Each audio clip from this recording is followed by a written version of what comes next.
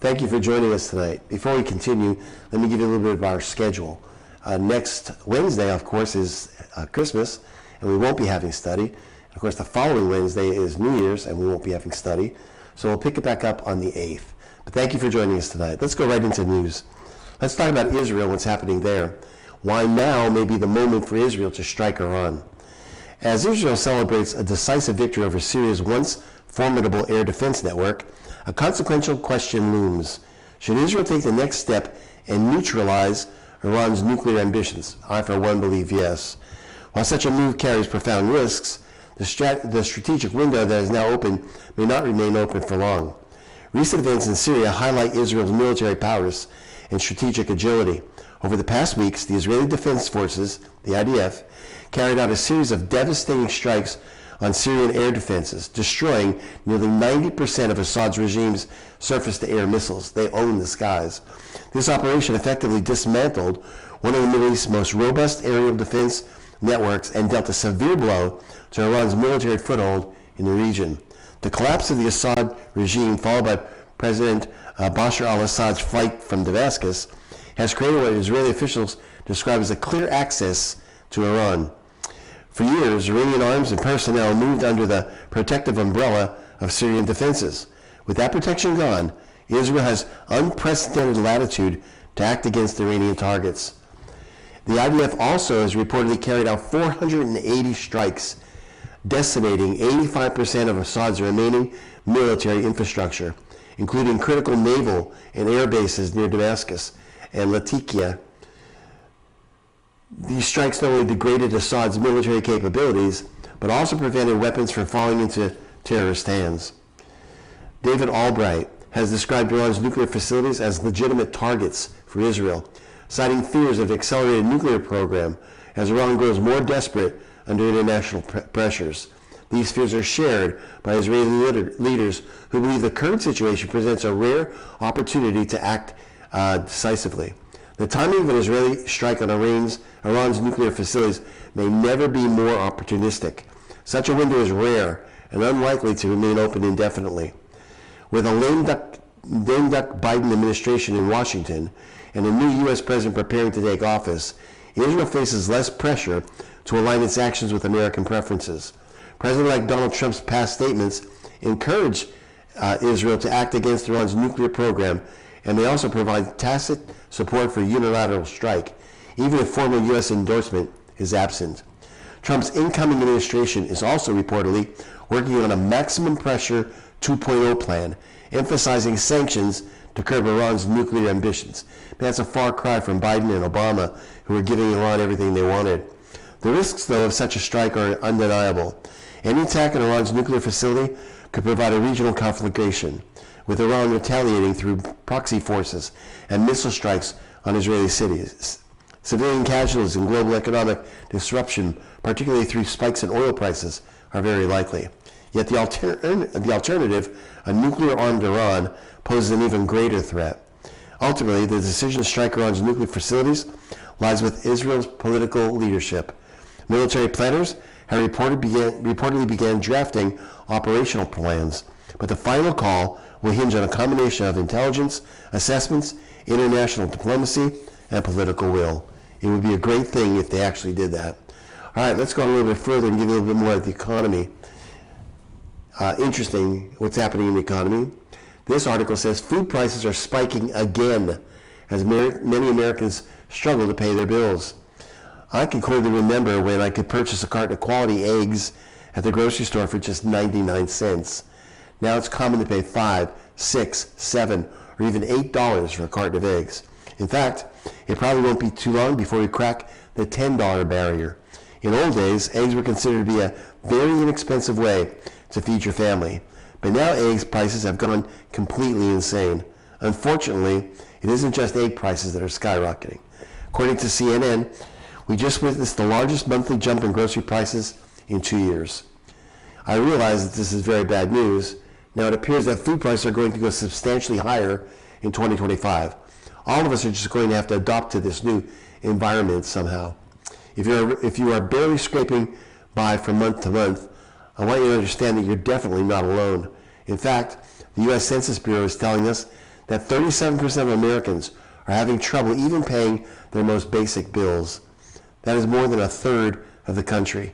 It's difficult for people to hear that they aren't going to be able to live the way that they had previously done.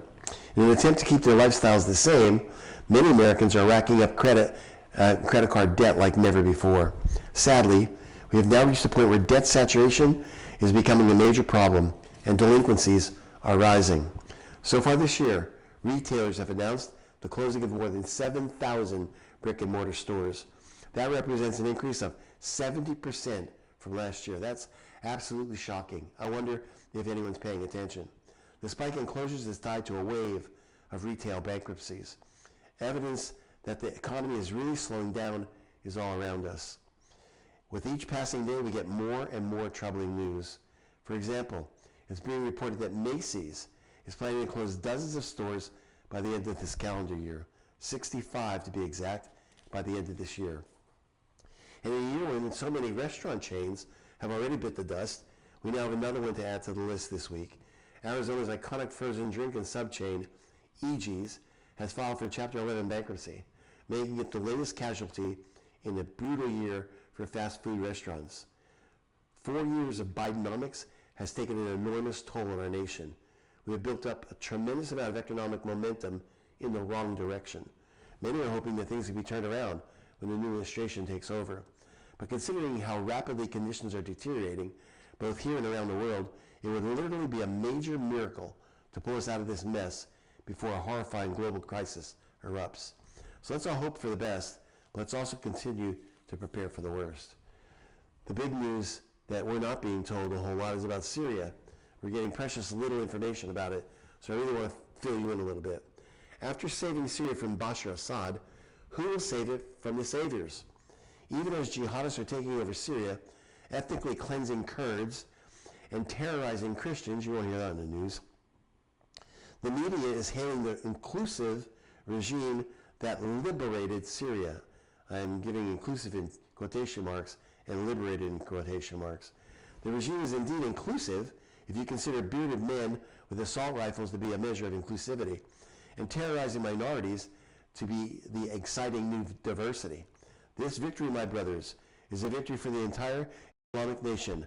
Abu Muhammad al-Julaini, the leader of Hayat Tahrir al-Sham, HTS, a former and ISIS allied group, declared in the Umayyad Mosque in Damascus.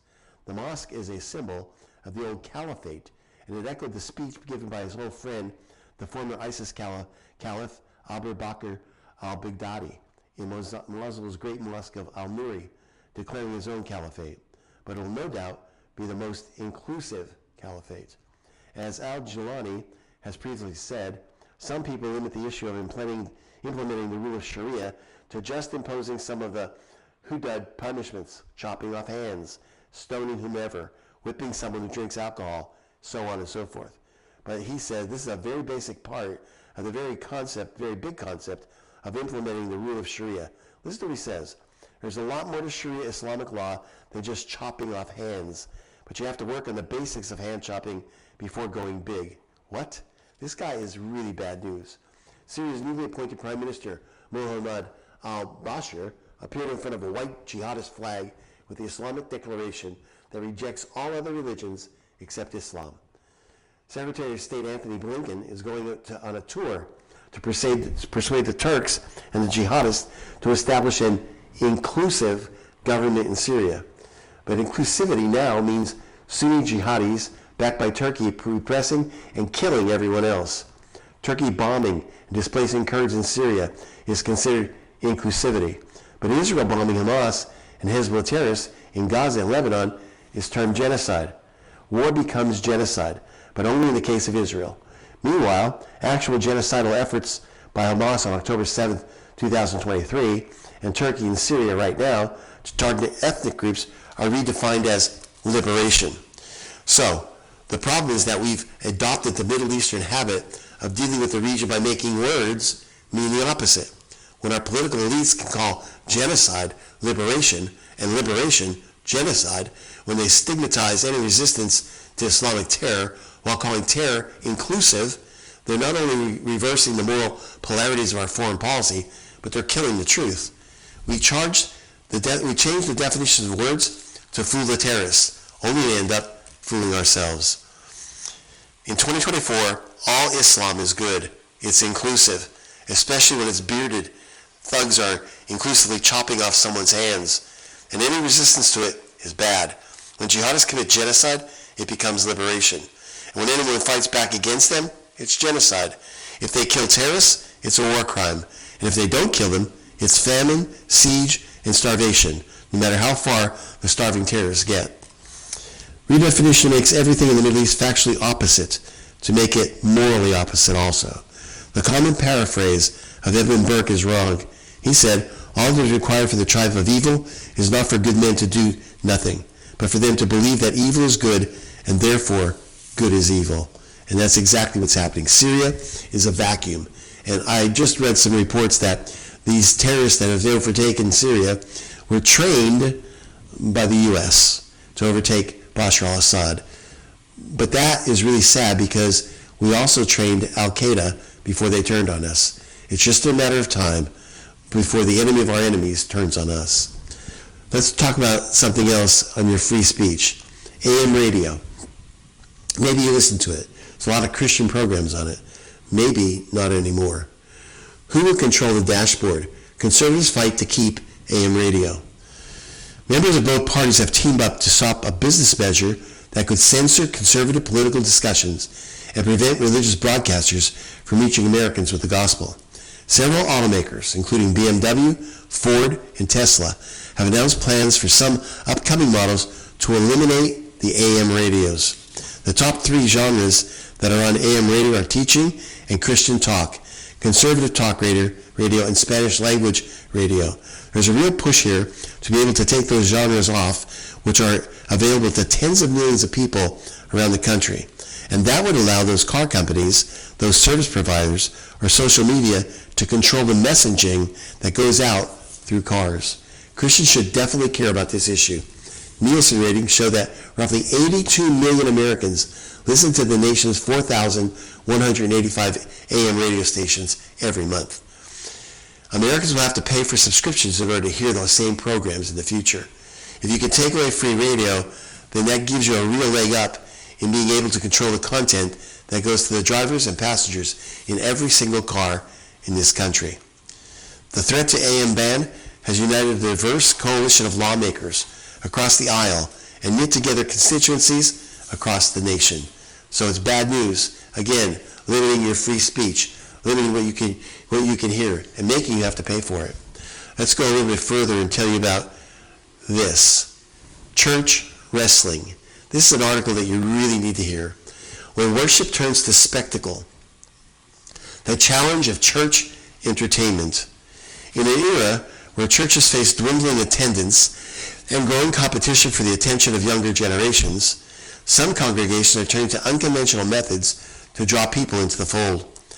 One recent example comes from St. Peter's Church in Shipley, England, which has begun hosting WWE-style wrestling shows under the banner of Kingdom Wrestling, a Christian professional wrestling charity that incorporates prayer, worship, and testimonials into its matches. Kingdom Wrestling isn't the only example of churches embracing entertainment as a means of evangelism. Across the globe, pastors and congregations are experimenting with increasingly theatrical approaches to the outreach. A megachurch's $90 million Christmas production, a Texas megachurch, made headlines with its extravagant Christmas show, complete with flying angels, live animals, and Broadway-style choreography. While the spectacle attracted thousands, critics argue that such opulence distracted from the humble message of Christ's birth. A church in California created a drive-through nativity experience featuring holographic angels and animatronic wise men. The innovation drew crowds, but some questioned whether such high-tech displays overshadowed the spiritual significance of the story. Hip-hop church services. In an effort to reach urban youth, some churches have transformed their worship services into hip-hop concerts, complete with DJs, rap battles, and breakdancing. While these services aim to connect with marginalized communities, they spark concerns about diluting the sacredness of worship. Extreme sport ministries. Churches in Colorado In other adventure-friendly states have adopted extreme sports ministries, hosting skateboarding exhibitions and BMX stunts in church shows alongside gospel presentations. While engaging for thrill seekers, such events often leave attendees with fleeting impressions rather than deep theological insights. Pop culture sermon series. This is happening everywhere, including Birmingham. Numerous churches have structured sermon series around blockbuster movie titles or popular TV shows, such as The Gospel According to Marvel or Biblical Lessons from The Bachelor. While these themes may resonate with contemporary culture, they risk trivializing Scripture. At their best, these efforts reflect a genuine desire to reach the unchurched and make Christianity accessible. However, they also reveal a growing tension within the modern church. Prioritizing entertainment over doctrine can lead to specific pitfalls. Superficial faith formation. When churches focus primarily on drawing crowds through spectacle, they risk fostering a faith rooted in emotional highs rather than deep theological understanding. Congregants may leave inspired by a wrestling match or a concert, but lack the biblical knowledge needed to sustain their faith through life's challenges. Secondly, consumer mentality. Entertainment during worship can inadvertently cultivate a consumerist approach to church attendance, where individuals seek to be entertained rather than equipped for discipleship. 3. Undermining sacredness. Excessive focus on showmanship can erode the sacred atmosphere of worship. The church, traditionally praised for quiet reflection, prayer, and reverence, risks becoming indistinguishable from secular entertainment venues. 4. Dilution of the gospel message. Adapting sermons and worship to fit pop culture trends often requires simplifying or compromising complex theological truths. This can result in a watered-down gospel that prioritizes relevance over repentance and transformation. Churches can take steps, though, to ensure their outreach efforts remain grounded in Scripture. 1. Emphasize discipleship. 2. Evaluate intentions. 3. Preserve worship sacredness. 4. Engage without compromise. The church's mission is to make disciples, not customers. As Christians, we must ask ourselves whether our methods of outreach are helping or hindering that mission. While WWE-style wrestling matches and Broadway productions may draw the curious, it is the unchanging truth of the gospel that will ultimately change lives. And this is a disturbing article that I want to read to you. I think you've seen a lot of this on the news. Turning villains into heroes, the left's new bloodlust. Perhaps no contemporary development better illustrates America's replacement of Christianity with a secular progressive mindset than the campaign to turn Luigi Mangione, a cold-blooded far-left murderer, into a folk hero and sex symbol. Mangione gunned down United Health CEO Brian Thompson in Midtown Manhattan on December 4th, leaving behind shell casings inscribed with the words depose, defend, and deny. But the way society reacts to violence and incitements to violence has changed rapidly as America has walked away from faith in God. Luigi Mangione, the former valedictorian and scion of the leading Baltimore family, clarified that he murdered Thompson based on left-wing ideology. Lorenz, a left-wing podcaster, exulted that the murder struck a blow against alleged social injustice, defending him. Lorenz stated, "We want these executives dead," if you can imagine that. She later reposted a viral message that said, "In this house, Luigi Mangione is a hero," end of story. Lorenz's mania reached its apex when she wrote a December 5th article titled, "Why We Want Insurance Executives Dead," then told Piers Morgan that her belief in the sanctity of life caused her to greet Thompson's murder with joy. In a follow-up visit, Lorenz refused to apologize. "Joy?" responded Morgan. "Seriously? Joy at a man's execution? How can this make you joyful? This guy's a husband. He's a father. He's being gunned down in the middle of Manhattan," asked the mortified Morgan. As Lorenz giggled, Morgan called her behavior bizarre, and it is. Violence is never the answer, but you can only push people so far, and when they start to take matters into their own hands, well, then they do, said Senator Elizabeth Warren. The answer, she claimed, was bigger government. Of course she'd claim that. This is not to say that an act of violence is justified, but I think for anyone who is confused or shocked or appalled, they need to understand that people interpret and feel and experience denied claims as an act of violence against them, opined Representative Alexandria Ocasio-Cortez. That's still no reason to murder someone. While health insurance companies are far from perfect, especially under Obamacare, the left's critique of the U.S. healthcare system is ill-informed. We are watching things go absolutely off the rails. It's worth pointing out that the ever-present double standard of the left's heroes and the legacy media's coverage, the same liberals pleading for Americans to find greater context in the United Health CEO's murder, want to lock up pro-life advocates for singing hymns in a doorway of an abortion clinic, and have firebombed Christian pro-life centers for daring to hand out diapers and baby formula to disadvantaged mothers. Daniel Penny and Kyle Rittenhouse are pests. George Floyd and Assata Shakur are celebrated. The same double standard appears to most news coverages. Alas, the Luigi Mangione fan club are far from the first left-wingers to sympathize with murderers. Recall the viral videos of young people praising Osama bin Laden's letter to America because his jihadist gerrymaids sound like their African American studies professor or HR department. Shortly after 9/11, protesters unfurled a banner saying, "We support our troops when they shoot their officers." But the celebration became more pronounced as Americans jettisoned Christianity in favor of collectivism. America has entertained and excused murder as its formerly Christian worldview has replaced it by collectivism.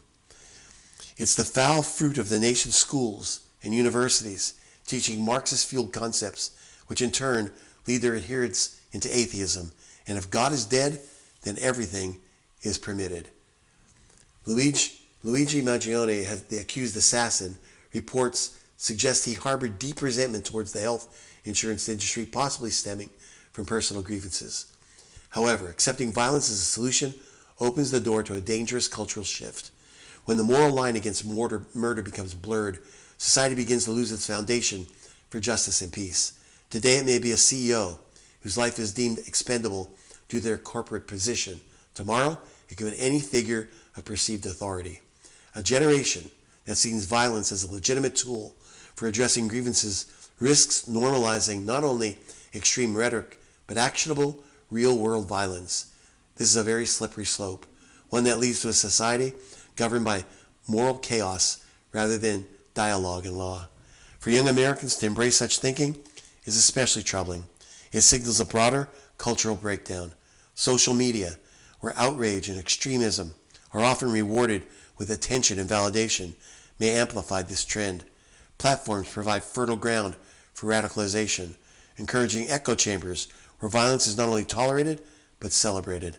The moral implications cannot be overstated. The Christian worldview teaches that every life is sacred, regardless of perceived wrongs or grievances. Jesus taught us to love your enemy and pray for those who persecute you. But what happens to a generation that grows up believing violence can achieve justice? History offers sobering examples. Movements built on violence often spiral into cycles of destruction, where the end result is suffering for all involved. If the next generation loses its moral compass, the consequences will reverberate for decades to come. We must ask ourselves, what kind of society are we shaping? One that values human life, forgiveness, and justice, or one that tolerates a descent into violence and chaos? For Christians, our answer is clear. Our faith compels us to stand against such dangerous trends and call our society back to the values of compassion, peace, and the sanctity of life. This one is a real interesting one, and everybody's talking about it. What are they? Unmasking the mystery drones, a search for radiation or something else. By the way, before I begin this article, we are not being told what's going on. Don't let anybody tell you differently. The government does know. In the quiet skies of New Jersey, an unsettling enigma unfolds. Dozens and dozens of drones, some reportedly larger than those used by hobbyists, as large as small buses, have been sighted since mid-November, buzzing over critical infrastructure like reservoirs, transmission lines, and even military installations. Yet the lack of clear explanations has given rise to intense speculation about their true purpose.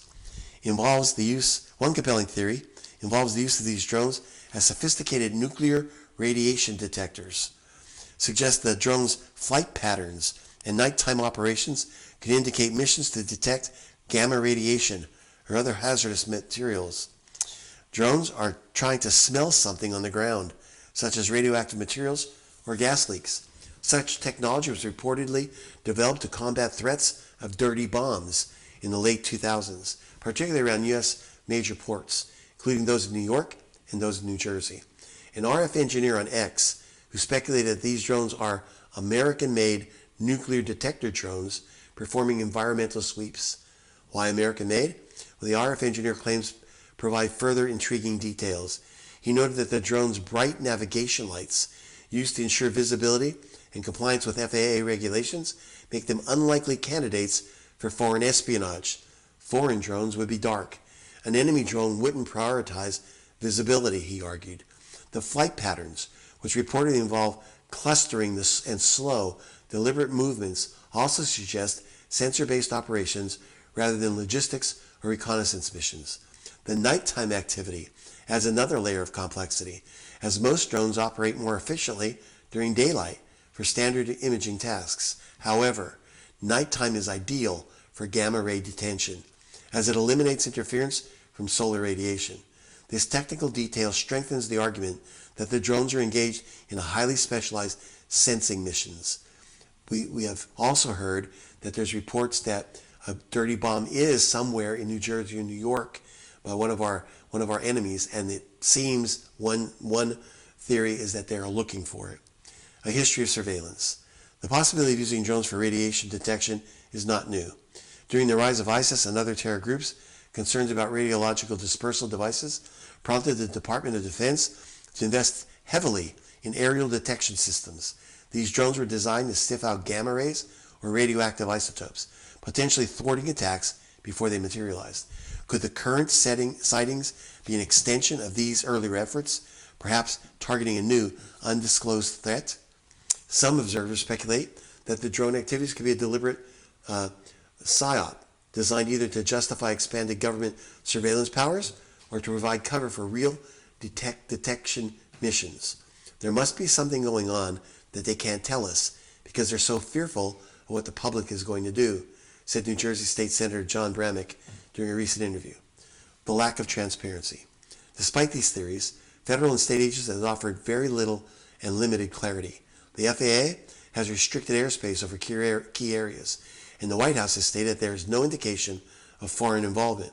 Yet the clustering behavior and the specific locations of sightings suggest a coordinated effort, leaving residents questioning whether the drones are truly benign. So what comes next? Well, for now, the drones remain a mystery. Their origins and objectives shrouded in secrecy. Whether they're patrolling for radioactive threats or part of a larger security agenda, the lack of clear answers has left many Americans uneasy. And we do not believe our government. One thing is certain, these quiet observers in the sky are unlikely to disappear anytime soon. And I think that sums up in the news, but it also tells us about our government. Our government has supposedly, Biden went into office saying he was going to be transparent. He's been anything but transparent. He's been muddy. And this is another issue that just muds up the waters because they're not telling us what this is about. Americans can handle it. Tell us what's going on. We can handle it.